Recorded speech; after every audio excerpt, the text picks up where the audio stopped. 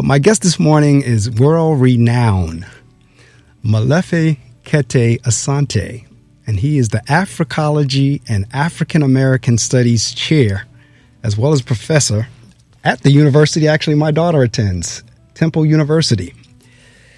His expertise: Afrocentricity, intercultural communication, Westernity, location theory, critique of domination, African American experiences, and ancient Africa. Folks, this is Black History Month, and that's another reason why I invited Dr. Asante this month.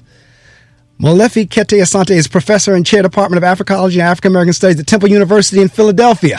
He also serves as the international organizer for Afrocentricity International and is president of the Molefi Kete Asante Institute for Afrocentric Studies. Asante is a guest professor at Zhejiang University, Hangzhou, China, and Professor Extraordinarius at the University of South Africa. Asante, often called the most prolific African-American scholar, has published 85 books. Among the most recent are Radical Insurgencies, The History of Africa, 3rd edition, The African American People, A Global History, Erasing Racism, The Survival of the American Nation, Revolutionary Pedagogy, African American History, A Journal of Liberation, African Pyramids of Knowledge, Facing South to Africa, and the memoir As I Run Toward Africa. Asante has published more than 500 articles and is considered one of the most quoted living African authors, as well as one of the most distinguished thinkers in the African world. He has been recognized as one of the 10 most widely cited African scholars. Asante has been recognized as one of the most influential leaders in education. In 2019, the National Communication Association named him NCA Distinguished Scholar, its highest honor, saying that his writings were, quote, spectacular and profound, unquote.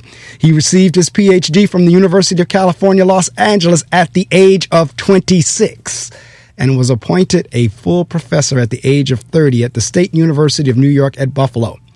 At Temple University, he created the first Ph.D. program in African American Studies in 1988.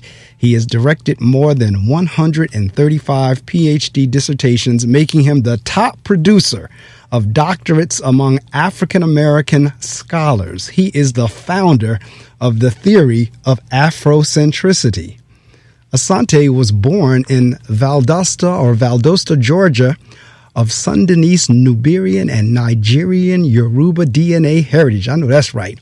He is one of 16 children. He is married to Anna Yananga, an African Costa Rican with Akan ancestry via Jamaica.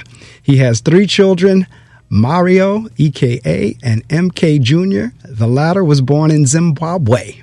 He has 6 grandchildren, Jamar, Ramses, Ayana, Ayan, Nova, Akira, and Akila.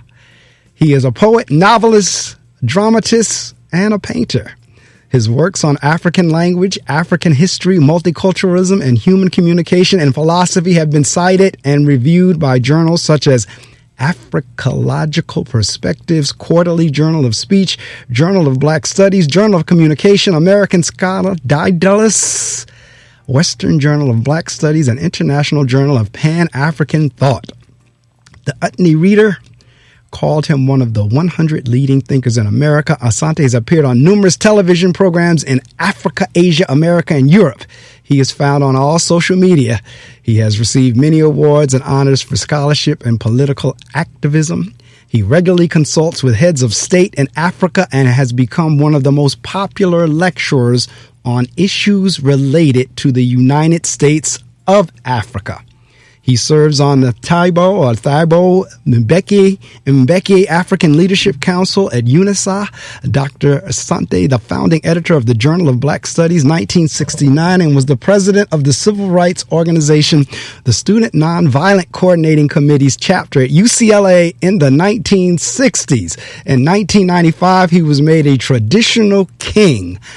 Nana or Nana Akru Asante Pisa Kedomene or Chedomeni of Tafo Akyem, Ghana. He was recently made a Wanadu of the court of Hassimi Magai, the Amru of Gao, Songhai, Mali, Asante trained journalists in Zimbabwe immediately after the Second Chimurenga and was a mentor to the first group of liberated journalists from Zimbabwe Institute of Mass Communication. Asante has received honorary doctorates and awards from several universities, including Pepperdine University of New Haven and in 2020, the University of South Africa. He remains a popular consultant for many school districts seeking to build Afrocentric curricula. Ladies and gentlemen, welcome to the Reading Circle microphones, none other than Dr. Molefi Kete Asante. And Dr. Asante, welcome to the Reading Circle. Thank you very much, Mark. I'm very delighted to be on your show. And as you said, anybody who is a friend of Ayo Sakaz is also a friend of mine. She is a very charismatic writer and publisher, and is one of the people who has advanced Afrocentricity in the poetic world very well. So I'm just delighted and happy to be here this morning. At least this morning in the Eastern Standard Time. I know that's wherever right. Wherever your listeners are, I'm really delighted to be with them and be with you and be on your program. Thank you. I thank you so much. And I tell you, I started publicizing the show. And as I said, I started immediately getting feedback from folks who had already said they were going to tune in. Or as I shared a couple of minutes ago, the young lady on LinkedIn who was on the West Coast and said, oh, my God, I'm on the West Coast. I guess she didn't want to get up at 3 or 4 in the morning, but at the same time, she wanted to hear the knowledge and the information. And she was so grateful and thankful that I record it and archive it on YouTube so she can go back and listen to it. And the other thing I like to say in terms of, in many instances, whenever I have a biography such as the one that I just read, a lot of times the guests will tell me, no, don't read the whole thing. And what I say all the time is, no, I want to read the whole thing because I need someone in the listening audience to know that it can and does happen. I need folks to understand that, no, it can happen. And somebody may very well just say, well, I tell you what, if Dr. Asante was able to do all that, I can do something. So I always read the entire bio, however long it is or however short it is, to act as an inspiration or a motivation for someone who may be listening. And that's right. I think that's correct. I mean, I've always said that that's the correct thing. Now, sometimes, of course, the biographies that you get from the internet may not be up to date. I now have 94 books, and the latest one is called an Afrocentric vision of the Pan-African movement. So it's just come out, and then I have another book, The Precarious Center, which is being published. Actually, next week, I think it comes. Congratulations. So, and you many things. I write all the time. So it's what I do. Yeah. I mean, congratulations, and you're absolutely right in terms of what's on the website. Things have shifted since the bio was written. And I was going to read the bio on the back of Revolutionary Pedagogy. And for that very reason, I said, well, I'll tell you what, I'll take the one that's on the university site because I figured that might be even more current, which it is. That's right. And yeah, we'll change it. But thank you very much for reading it. And I appreciate that. And there's no, it's wonderful. I mean, what you did and what you do is wonderful. I mean, because to educate our community and educate the world is the responsibility, it seems to me, a sacred responsibility of those of us who have the access to media. I could not agree with you more, and that's why I do what I can with the platform that I have to try to do just that. And years ago, we used to be just local in northern New Jersey, but then when the station managers and the university took us around the world to be able to web stream, then we really took off. Because, I mean, anybody could hear us, whether they listen in Africa or Europe or Australia or wherever. As long as they have internet connectivity and they have a device that has speakers, they can hear us. So, and then with the advent, of course, of social media, we can push it out there around the world. So I have a feeling we have folks listening from all over the country, and I'm glad about that because the intent of the show is to educate, inspire, and to entertain, among other things. And whenever you signed on to do the show, I was like thrilled because, again, with your stature and everything you've been, and this being Black History Month, and I heard you whenever I had the opportunity to sit in on Io's defending of her dissertation, and I heard you there. And that's when I said, I have got to have him on the show. I read Afrocentricity, Revolutionary Pedagogy as well for Black Studies, because when I'm not doing radio, I'm also the principal of a school. And the school that I serve is a single gender school, all males, predominantly African American and Hispanic. And when I tell you we push and try to get, and we're on our way to the revolutionary pedagogy, we're nowhere close to there yet, but at least in the building and the students I serve, I get a chance to do some of this. Some of the other buildings don't get a chance to do it at all, but at least I get to push a lot of this. We're big on our ancestors. We're big on understanding who you are, not allowing anyone to make you feel you're any less because of your skin color or your ethnicity or what have you. So we're big on that. So that was another reason why I wanted to have you on the show, is to talk some about that and help folks understand what this is all about. So I'm looking here that you were born in, how do you say, Valdosta or Valdosta? Valdosta. It is Valdosta. Okay. That's what I thought, because my mother lives down in Louisville, Georgia. She's down in Louisville. So Valdosta, you're out of Valdosta, Georgia, and all of this that I've just read in terms of the connections between here and Africa and so forth, and Ph.D. at 26. What was your drivers? Well, I think it's a very good question, by the way, Mark. I think that the driver was I didn't want to pick cotton every summer. I wanted to get out of the cotton field. You know, there was I don't know if you know South Georgia, well, you know Louisville, but the thing is, Louisville, but the thing is, in Georgia, in the South, at that time, when I was growing up, of course, everybody had to work in the farms if you didn't have any other job. And one of my earliest jobs was, of course, picking cotton and chopping cotton and working in the cotton fields. We would get up around 5:30 or 6 o'clock in the morning, my sister and me, and we would take the truck and go to the fields and work. And so when I was very young, I mean 12, 13, 14, I just figured that there was something wrong with the fact that African people had to work so hard, and white guys would stand around all day drinking and smoking, and at the end of the day, they give you $3. It just didn't seem fair. It was not. I couldn't understand why they even had the land they had, and so forth. That I wanted to study all of that, and so at the root of my the driving force for me has always been how do you resolve this whole issue of race and equity, right? And how do you get beyond this fundamental sin of the American society? Well, I mean, there are two, actually. One, the dispossession of the native peoples, and the other one, the enslavement of the Africans, and the inheritance of both of those situations has created all the problems that we have today. I could not agree with you more, and it's interesting. I remember my superintendent that was the predecessor to our current superintendent. He was born in North Carolina, and he was doctor also, as Dr. Evans. And one of his things was his driver is exactly what you were saying, was I was getting out of that cotton field. And so, and to your point of what you were just saying in terms of like the thought of that, just, it didn't seem right in terms of we were working so hard for nothing and the other folks were standing around doing nothing and was getting and reaping the benefits of it. And yeah, and that's slavery, right? Exactly. That's exactly right. And I've never, even me personally, and I get it from the standpoint of I understand the dynamics of power. I understand the dynamics of economics on that. So I think the fact that they use skin color as the differentiator or what they used over power, I get it.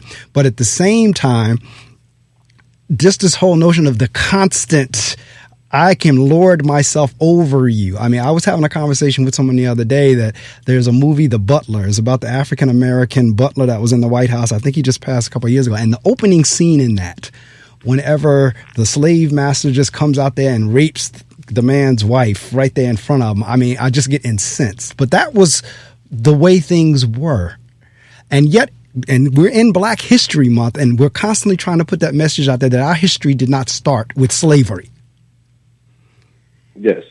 And yes, of course, our history is the oldest history in the world. Yes, absolutely. And that's why when we start getting into the conversation and discussion about Afrocentricity and everything else, that's the kind of information I need folks to know, because that's the kind of information that I'm sharing with my students and families as I'm working with them. We're really trying to, you want to talk about the miseducation of the Negro, we're really trying to dispel that miseducation, because there's a lot of miseducation out there. And that's where, you take the mic as long as you want to try to dispel some of that miseducation. All right. Well, the thing is, one of the great issues is always where to start. There's so much, and I think you hit on a lot of different questions. You start at the beginning, and the beginning is that the human race, and there is but really one race, the human race. The human race originates on the continent of Africa. We were the first people that could be considered human, Homo sapiens. And we stood up first on the African continent. We prayed we named God. We were the first people to name God. God had no name before us.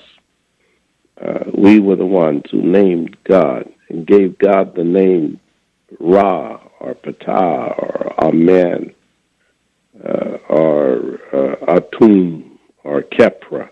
We did that, Black people, Africans. In fact, before 70,000 years ago, everybody in the world was Black, because the Africans, the Black people, the ones who were the origins of humanity and of Homo sapiens, I should say, of Homo sapiens had not migrated out of Africa.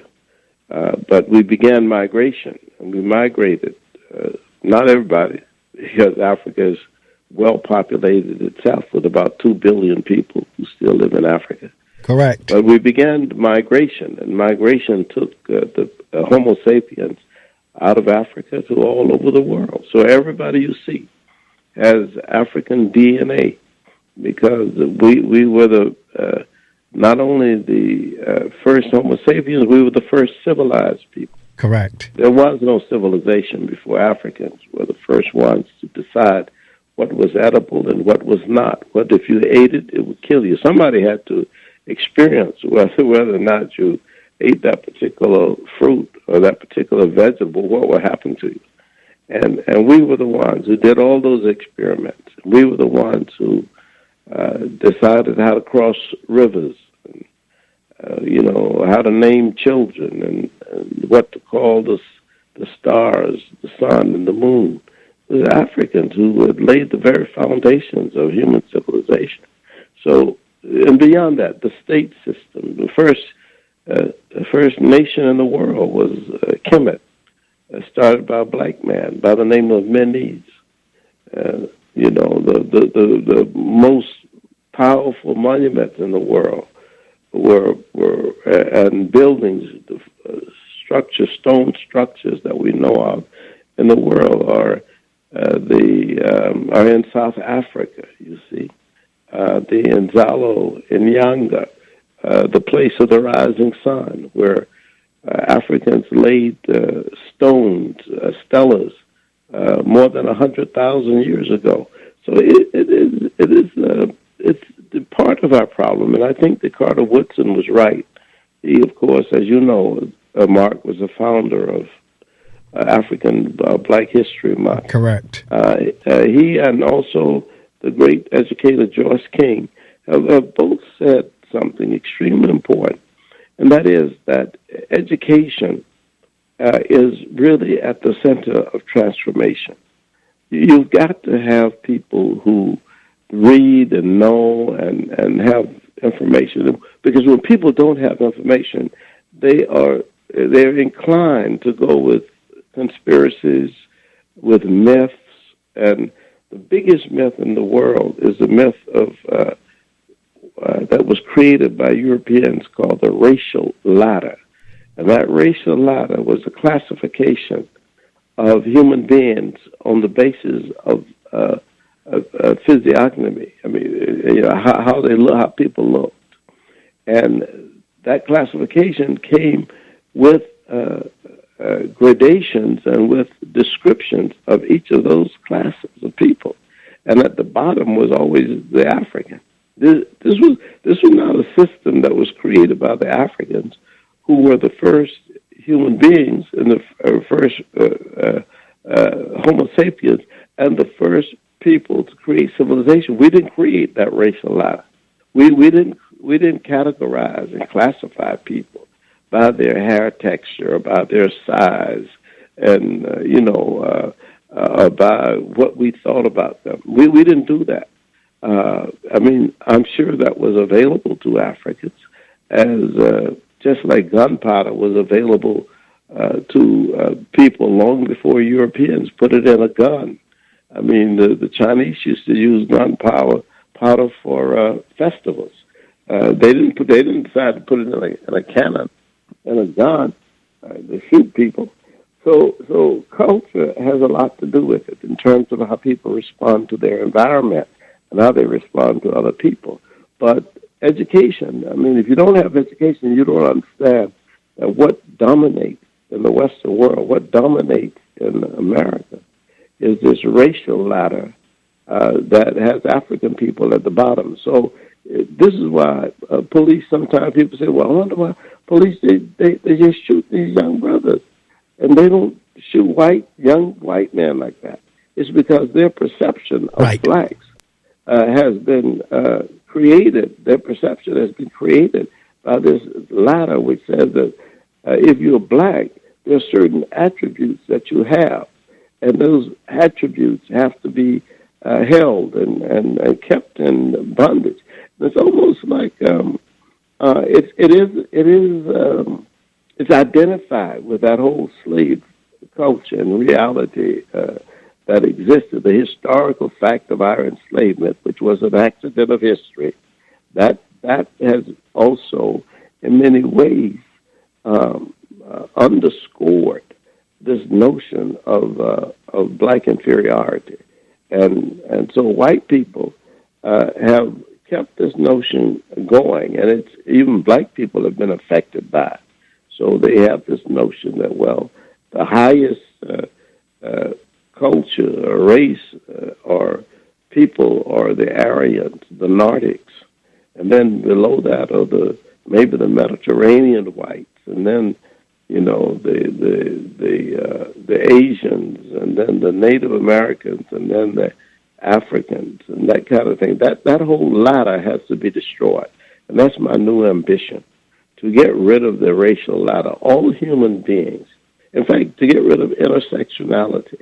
All human beings are human beings, and the Homo sapiens, when our ancestors saw that there were tall people and short people, they could describe them as tall and short without ascribing to shortness or to tallness qualities of superiority or inferiority. Correct. That was not in the African mind. We didn't look at your complexion or your hair texture, your size of your nose, to make any judgment about you. And that's why I tell people, when I see African people, quite frankly, I presume, this is just me, I presume intelligence. I presume excellence. I know that's right. Because I've seen so many evidences of it in my own life and in my own experiences.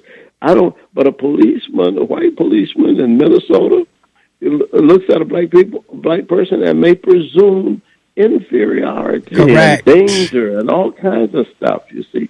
But that's because they have set in their minds this myth that does not exist, and that is what has to be eradicated by education. And we have failed in this country and in probably most of the Western world, the white world is what we mean. Most of that world has failed in terms of the understanding of relationship to other human beings.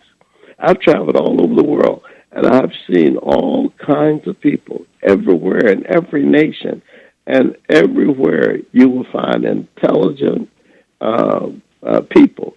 Everywhere you will find people who may have challenges. That's just distributed through Homo sapiens. It's not one particular complexion or hair texture or anything. Everywhere you look, there is genius. Right. So it's a crazy conception that Europeans have developed, and it has made them crazy. So that this is why they're so easily susceptible to anyone who comes around and says that they can show them how to remain in a position of force or put them in a position of elevation above other people because they seek that. And it may be a great sense of inadequacy in them that desire that kind of thing. But most people in the world don't live like that. In fact, if you go all the way back to 300,000 years ago, you can see that African people always recognized that people, after a while, had different languages. They were isolated from other people, and so they spoke a different language. They recognized that people had certain cooking traditions and certain dress traditions that were different from theirs, but they didn't put a ascription on it and say that means that they are superior or inferior than we are. No, they didn't do that. They didn't do that because they recognized that they were all human. And this is when you come to all these discussions about intersections, whether or not you talk about whether people are gay or whether people have a different religion or whether they have a different social class and all of that, whether people are disabled in some way. The whole idea is to treat all humans as human. Correct. And when you do that, you don't have to deal with intersection. Correct. That is a human being. And that, to me, is the fundamental problem of the Western world. It is, let me just say, it's not just a problem. In some senses, it has worked. And this is the problem of classification. What the West did, more than anybody else probably, and when I say the West, white people did more than people did in Asia, more than we did on the continent of Africa, more than people did in some parts of Europe, even Eastern Europe. What the Northern Western European did was to classify everything and everybody. And classification is their system of knowledge.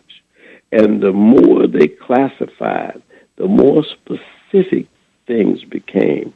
Then they thought of that as knowledge. And that may be, in some senses, data, but it is not wisdom. And what Africans concentrated on, the people who stayed on the continent of Africa, and who lived for thousands of years with long, continuous civilization, were concerned with wisdom. This is a whole different thing, because with wisdom, what you want to know is how to relate to other human beings.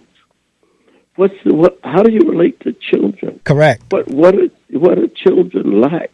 How can I teach children to grow up and to have certain kinds of ethical and moral values? These are different kinds of ways of looking at humanity than to figure out how you can control, because that's what classification gives. Absolutely. You see, there's a difference. Absolutely. As a matter of fact, a couple of things you said that as I was listening to you, and I'm really going to do very little talking this morning because you really are providing an education. And there was something you were saying in the beginning when you started talking in terms of the oldest civilization created, so forth and so on, kings and queens. In many instances, people would say, well, you're just saying that because you're black. But the truth of the matter is that's not opinion. Those are archaeological facts that have been discovered. Yes, yes. So you're perfectly right. Right. So, but people, well, of course you're going to say that because you're promoting people who look like you. So yes, you're going to say they create, but the truth of the matter is it's facts. That's not opinions. And then the other thing you were saying in terms of the West with the education system, and I know you've seen this in terms of on the news over the last couple of days in Utah, the parents were given the ability to opt out of the Black history curriculum.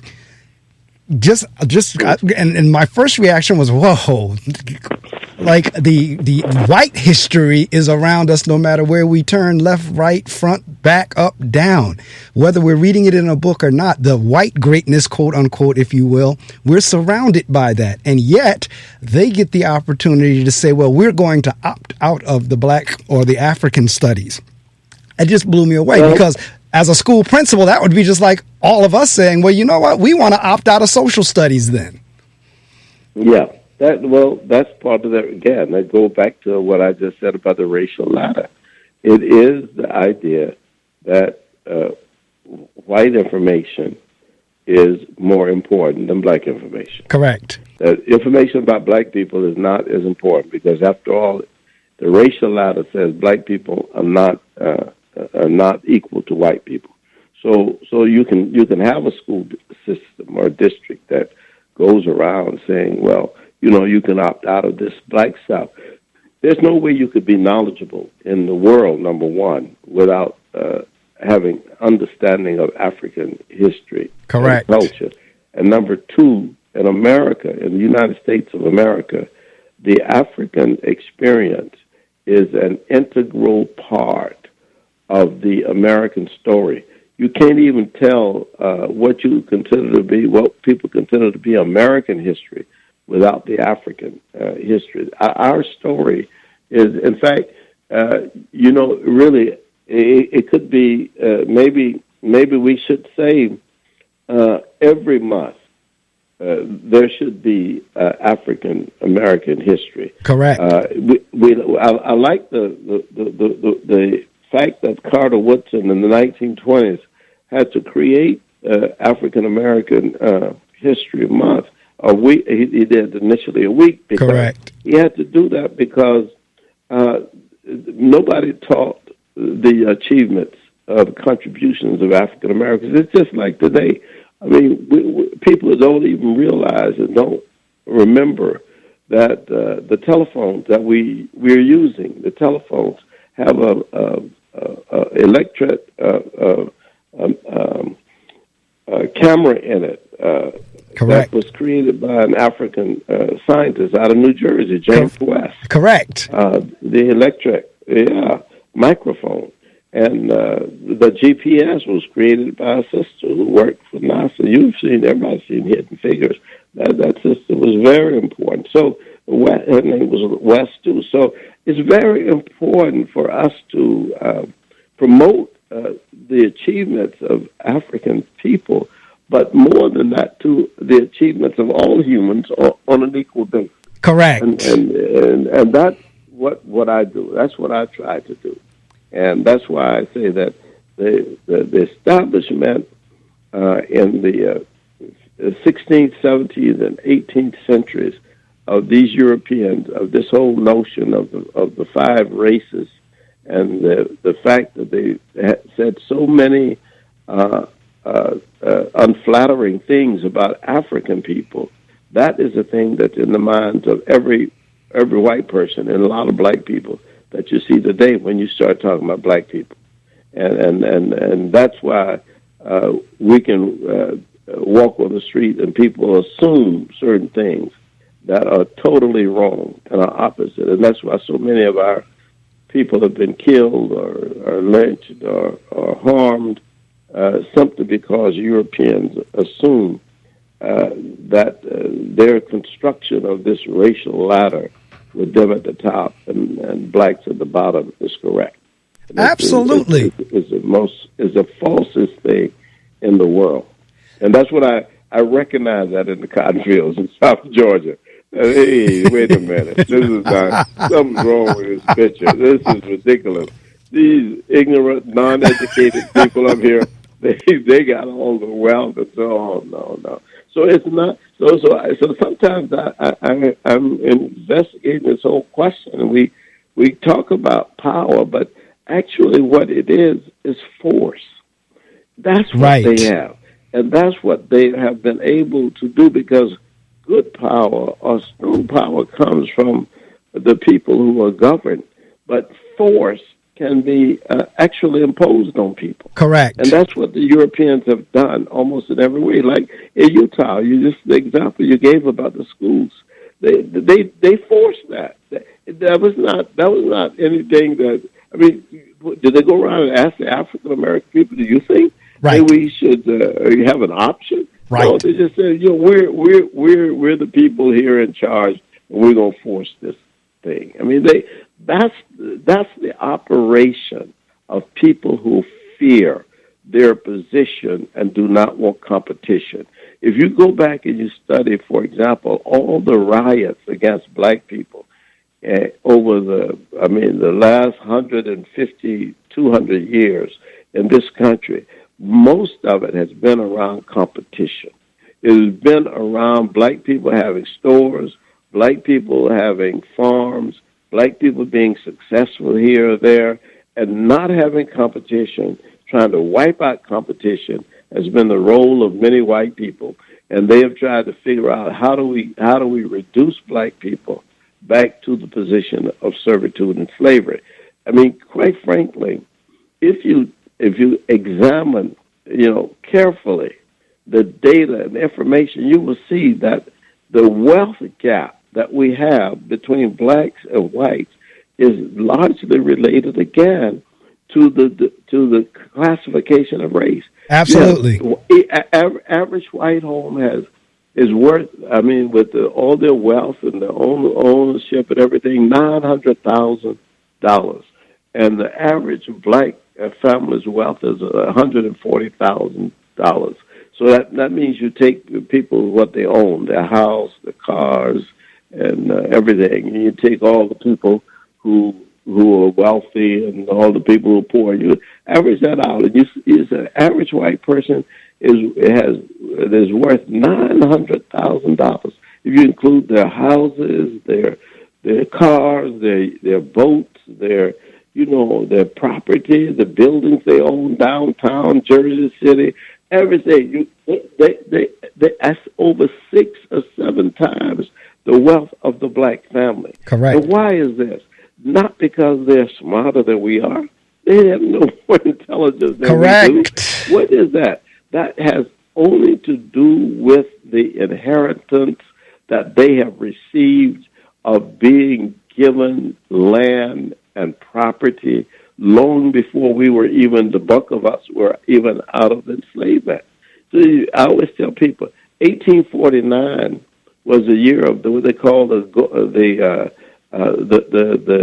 people going to the west to go look for gold, and that gold rush, 1849. White people were going black people were in bondage. Right, that's correct. That's absolutely right. Correct. 1865. So the gold rush days passed us by, but not only the gold rush days. Then, while we were in bondage up until 1865, they were having homestead acts. That meant that a white person, you can go to Minnesota, you can go to the Wild West, you can go anywhere you want to get as much land of the native people as you want. And if you could ride your horse around it, it belonged to you. So part of that $900,000 worth of wealth that white people have over black people is the inheritance, because you could make the same salary today as a white person, and you still don't have the wealth of that white person, because that white person has generations and generations of family that own hundreds, sometimes thousands of acres of land, and they live on the basis of that. So that's not intelligence, it's force. Correct. And it's wrong, and it's bad, and that's why the progressive politicians in this country have recognized it, probably for the first real time, to recognize that black people are saying, you know what, there's a racial ladder where you've made these classifications and given certain descriptions to black people is not only wrong, it's immoral, it's unethical, and it will fall. And not only that, but this wealth gap that exists in this country can only be dealt with by taxing the wealthy, because they're the ones who have inherited all of this money, most of them, and they start with inheritance. Correct. I mean, I look at Trump, and I said to myself, Trump is not. I mean, I know so many people in Valdosta smarter than Trump. Correct. So black people. Correct.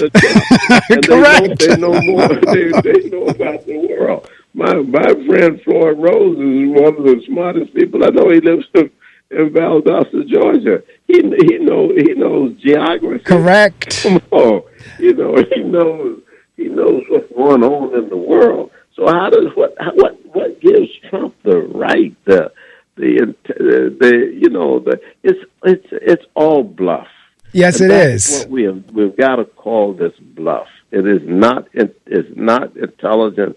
It is bluff, and they have bluffed and bluffed and bluffed so much so that when you see January the 6th and you see the ignorance that's displayed, you recognize that we're in a dangerous country. Yes, indeed. And so many things that you said, as I said, I'm just listening. But one of the things you said a little while ago was this whole notion of just people treating people as people, human beings treating as human beings.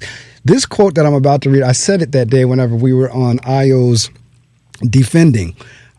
It's by Naeem Akbar. It's out of his book, Breaking the Chains of Psychological Slavery. And what he says is, we must learn... Writer. Yes, we must learn to comfortably celebrate ourselves. Self-celebration does not necessitate the degradation of others, unquote. Absolutely. So that's where when you were talking about, if we get to that point, and you're so correct about the latter and everything, because there's a few things that are just amazing to me as I just sit back and kind of go on the balcony and look down. In terms of this whole notion of, like you're talking about the wealth gap, the country was built by people who look like you and I, and yet we're always told that we were lazy. That's one thing that blows my mind. We did all the work, you got the wealth, and yet we were the lazy ones. That's okay. Then there's this other thing, this notion of what you were saying in terms of the latter that always fascinates me too.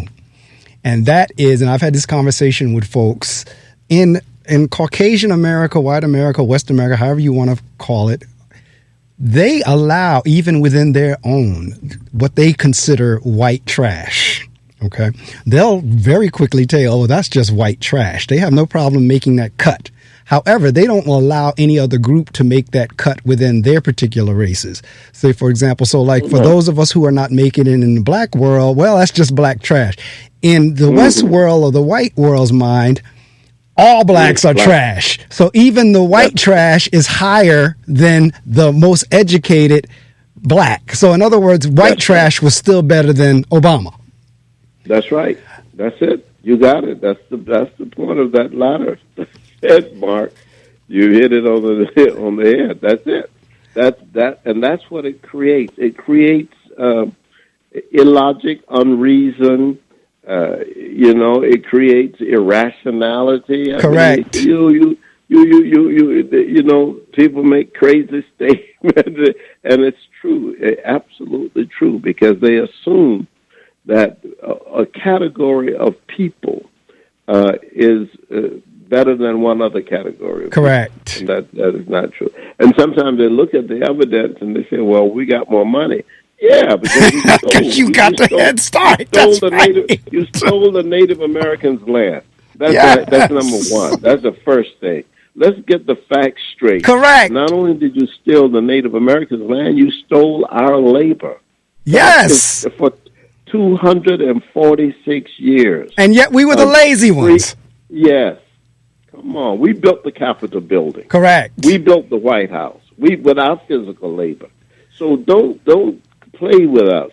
Correct. And see, that's why the things that I'm bringing up with you, for me, is schizophrenic or bipolar or whatever you want to diagnose as, because again, the very things that they claim that they hate about us is in actuality the very things that they love about. I don't understand how somebody you hate could breastfeed your child.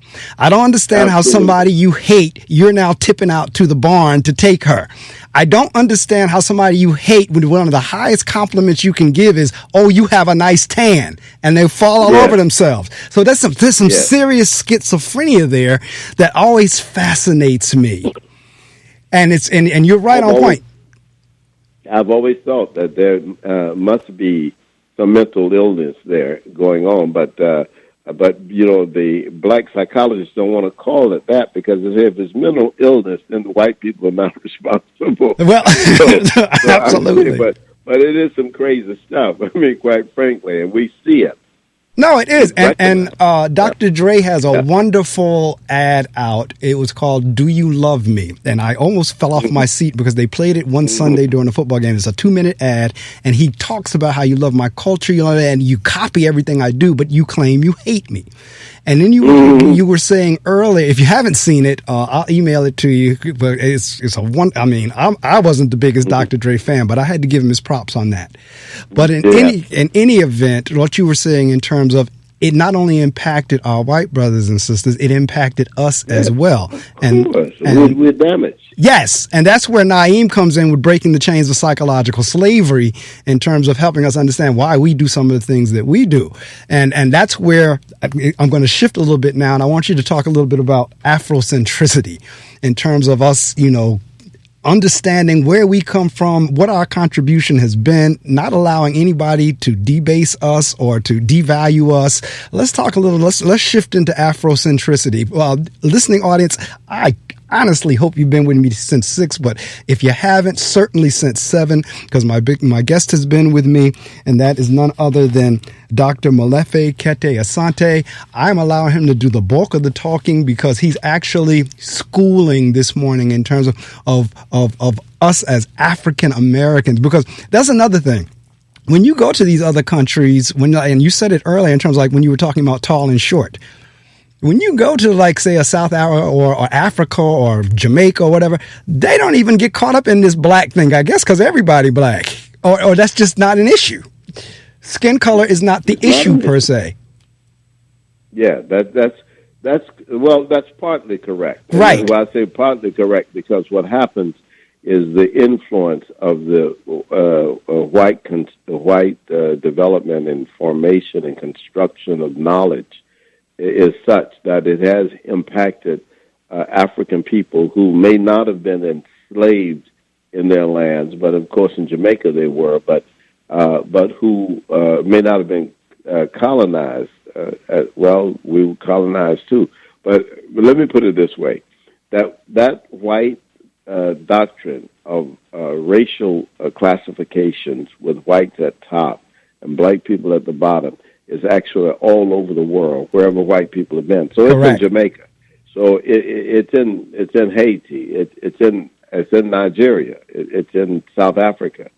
The difference, of course, is, as you pointed out, is that those are majority black societies, and it's probably easier to deal with, to handle, to get rid of, than it would be in a society where we still have numerically a population that is still majority white. Despite the fact that we're quickly becoming a multicultural nation and will soon overtake the white population in this country, but it's just for me cries out to say that our psychologists and psychiatrists and our writers who write about these things, like Wade Nobles and Naeem Akbar and Joyce King and George DeGroot. All these people are significant and important because they are trying to understand what is the mental condition of the people who are promoting this racism, and what impact does it have on us as people.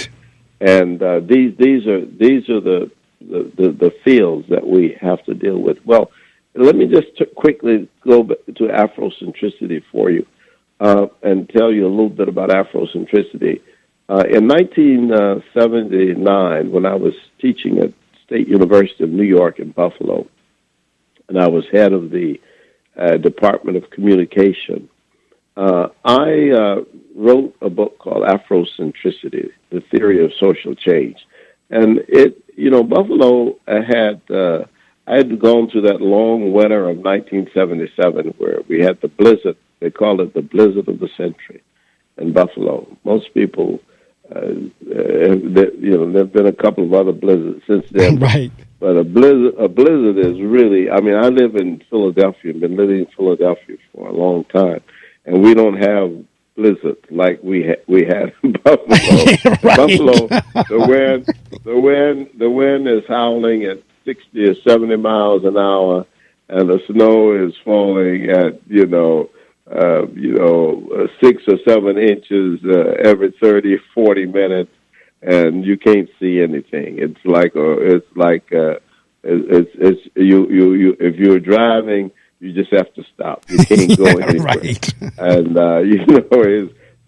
that's a blizzard. We haven't had that in Philadelphia yet, but this winter. But I'm sure that they've had it in the past. But I haven't. I mean, I've been here now for nearly 40 years, and we haven't had it. But at any rate, here's the thing. I sat down to consider as much as I could all of the advances that had been made by African Americans to deal with what I am calling the racial ladder. I didn't call it that at that time. Right. I looked at Elijah Muhammad and the Nation of Islam. I looked at their policies, their principles. I looked at the US organization by Maulana Karenga. I looked at the Black Panthers.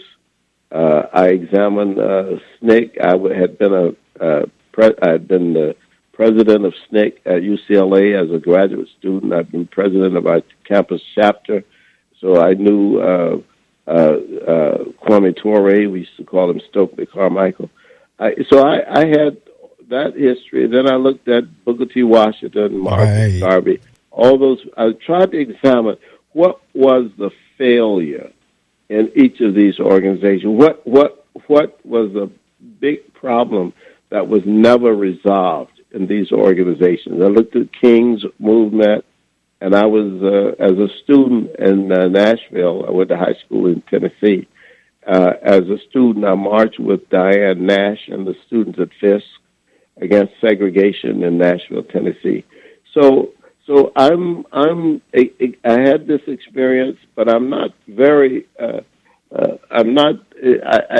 can't say I went into anything deeply, but I did know those movements, and I looked at those movements, and I just tried to think and reflect, and sit in my den with the fire going, looking at the snow falling in Buffalo, and trying to consider what is the real problem and what were these organizations trying to resolve, and what was the problem. So that's where this term Afrocentricity really resonated with me. Let me explain quickly. What happened was I did not create the word. So I created, I think, the word Afrocentricity, but Afrocentric I had seen before. There was a quote from Kwame Nkrumah that when he was creating he was the president, the prime minister of Ghana and then president of Ghana. He said that he wanted an encyclopedia Africana that was going to be Afrocentric, that it was not going to center on Europe, but going to center on Africa. Correct. And then in 1970s, there was a journal that was published out of Chicago, 3 issues of a journal that was called the Afrocentric Review, and but it never really dealt with the whole question of Afrocentricity. I mean, so my introduction of Afrocentricity was a first introduction in a substantive way of defining what this word meant and how it related to our condition. There's nobody who did that before me, and but I always say that for me it was a gift of the ancestors, because again, correct, I was just a channel through which it came. And let me tell you how it came. It came this way, that if I am taken from Africa, as we were, the majority of us, right, taken from the continent of Africa over 300 years, taking us from where we were to this place. We were not just moved off of our physical terms. That is, I was not just moved from, say, Western Nigeria, what was not Nigeria then, but that part of Africa, because the names came later, these names. But say Yoruba. I came from the Yoruba land and moved over to North Carolina, South Carolina, Georgia, or New York, or wherever, Philadelphia. I was moved physically. So I was now off of my physical terms. I was no longer in the tropics.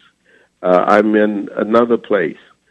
So what Afrocentricity did, what I said was that what I observed was looking at us, looking at our history in this country, was that we were essentially moved off of our own terms. We didn't operate on our own terms almost on any abstract thing. If we talked about what is beauty, the references were no longer on our terms because we had been moved out of place. We've been taken out of Africa and moved to North America, and in a sense dominated by force by white people. And so there's a whole different thing here. So this dislocation created problems for us, and I was mainly concerned with our problem. They created us with psychological problems with religion.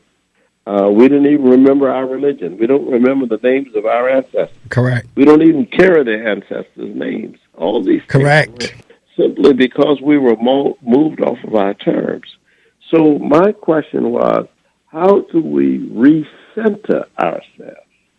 How do we get African people back to a position where we see ourselves as not being victims or objects or on the fringes of Europe and their experience, but how do we see ourselves in the middle of our own history, our own narratives?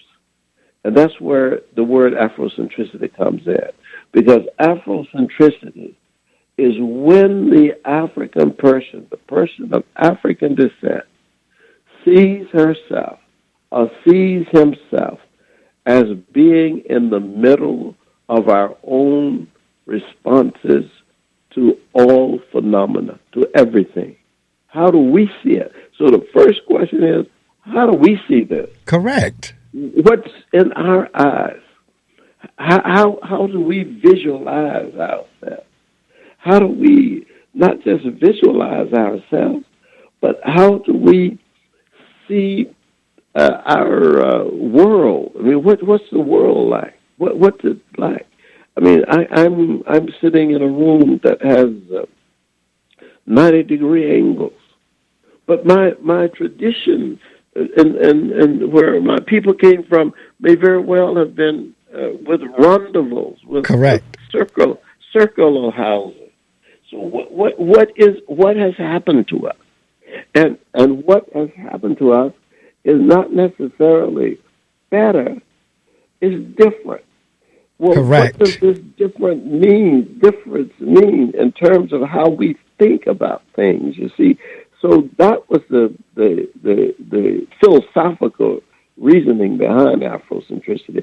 And in its more practical form, what it has meant is that if you are interested in starting schools for children, or you're teaching children, then your pedagogy should take into consideration the child.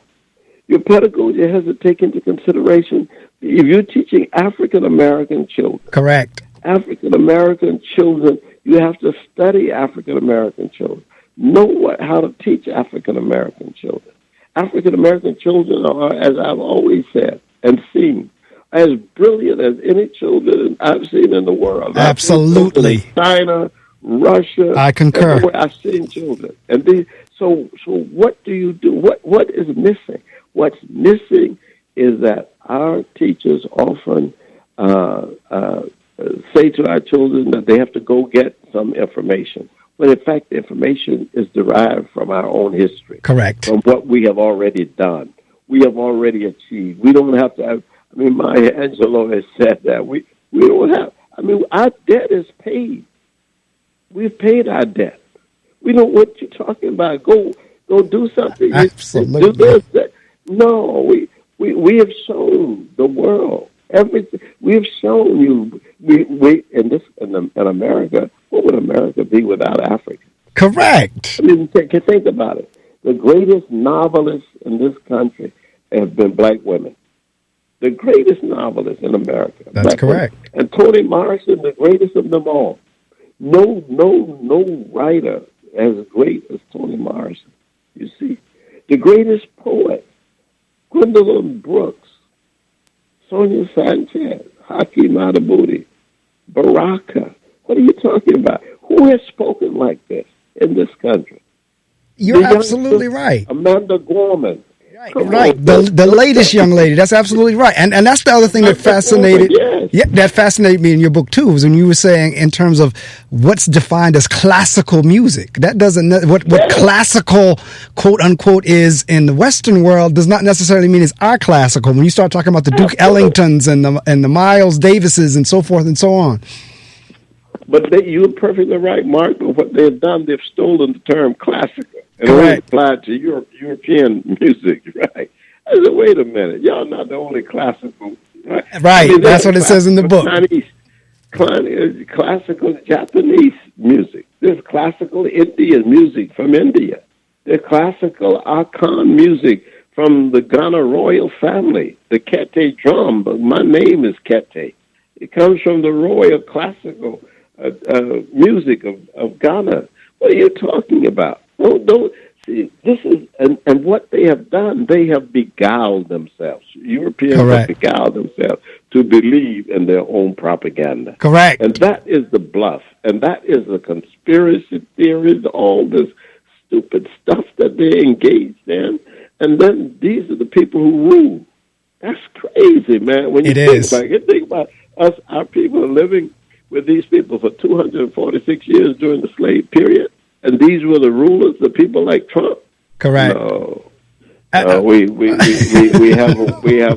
have a knowledge to teach, and I'm sorry I'm going to have to go, but I enjoyed talking with you. We have a work to do, and you're doing your work, Mark, and I appreciate you for having me on your show. Well, I appreciate you more than for taking the time. And again, for the listening audience, this has been a schooling this morning that's needed, particularly since, and I like to do themes for, but, as we said earlier, Black History is from January 1st to December 31st. But we do take the time in February. And since we are doing that, that's why, I specifically booked Dr. Asante in the month of February, because this is the type of talks I want to have, and I need you all out there to share what you learned this morning. I posted on Facebook. There's a book by Ivan von Sertima. They came before Columbus. Folks need to understand that we're not just saying this, and I said it earlier. Dr. Asante is just not saying this because he's black. These are facts. These are not opinions. This is not what he thinks. This is what he knows. So you share the information, and he's right. We just cannot learn enough about ourselves. And it's interesting, that whole thing that you just said about how do we see us? Because this past Sunday, that was my pastor's sermon title. And he talked about Caleb and all of them when they came back, when all of them came back and said, we can't do that. They're too big. And Caleb and Joshua came back and said, no, we can do it. That was his whole, how do you see you? So that's what you're saying here. Now, how do we as a people see ourselves? And in order for us to see ourselves correctly, we got to educate ourselves. That's right. All right, brother. Well, I appreciate you so much, Brother Mark. And I'll tell, if I speak to Dr. Ayo, now she's Dr. Ayo. That's right. Dr. Ayo's listening, but get a chance to talk. And we'll definitely have to talk again. All right, sir. Thank you so much. Thank you so much. All right, take care. Have a wonderful day.